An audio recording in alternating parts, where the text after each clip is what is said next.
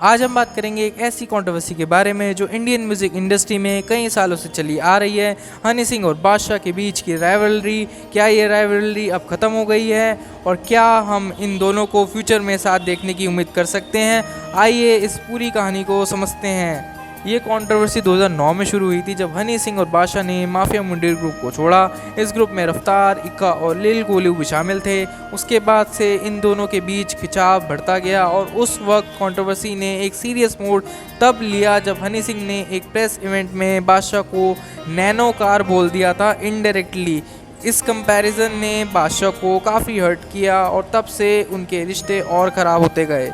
लेकिन अब लगता है कि बादशाह ने इस दुश्मनी को ख़त्म करने का फैसला कर लिया है। एक इवेंट के दौरान देहरादून में बादशाह ने अपनी परफॉर्मेंस को रोककर पब्लिकली इस बात का जिक्र किया।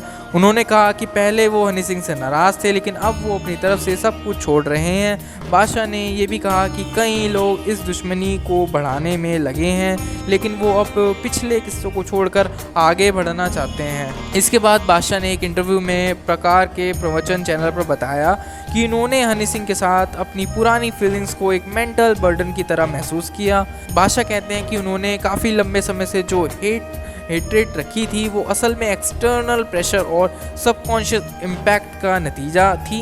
उन्होंने ये रियलाइज़ किया कि ये पुरानी हेट अब उनके काम के लिए नुकसान पहुंचा रही है और अब वो सिर्फ अपने मेंटल पीस के लिए उस चैप्टर को बंद करना चाहते हैं। बादशाह ने ये भी कहा कि उन्होंने कभी भी हेट को अपनी ज़िंदगी में जगह नहीं दी लेकिन इस स्पेसिफिक इशू को क्यों बढ़ाया जा रहा है ये उनको भी नहीं समझ में आया। उन्होंने इस कंट्रोवर्सी को एक ट्यूमर की तरह डिस्क्राइब किया जो उनकी ज़िंदगी के प्रेजेंट और फ्यूचर को अफेक्ट कर रहा था। उन्होंने अपने दिल और दिमाग से इस इशू को अब पूरी तरह से निकाल फेंका है। लेकिन जब हनी सिंह से इस बारे में पूछा गया उन्होंने कुछ अलग ही जवाब दिया। द लंडन टॉप के इंटरव्यू में हनी सिंह ने कहा कि वो रफ्तार, लिल कोलू और इक्का के साथ ज़रूर कोलैबोरेट करना चाहेंगे लेकिन बादशाह के साथ ऐसा कुछ प्लान नहीं है। बादशाह के साथ वो बिल्कुल भी कुछ भी कोलैबोरेट कुछ भी नहीं करना चाहेंगे। हनी सिंह ने कहा नाराज़गी अपनों से होती है, परायों से नहीं, क्लाइंट से नहीं। मतलब अभी भी बादशाह और हनी सिंह के बीच कोई कोलैबोरेशन की संभावना नहीं दिख रही। बादशाह ने अपने तरफ से इस दुश्मनी को छोड़ दिया है लेकिन हनी सिंह काफ़ी न्यूट्रल स्टेंस में हैं। क्या आपको लगता है कि फ्यूचर में इन दोनों को साथ देखने का मौका मिलेगा? अपनी राय हमें कमेंट सेक्शन में ज़रूर बताएं।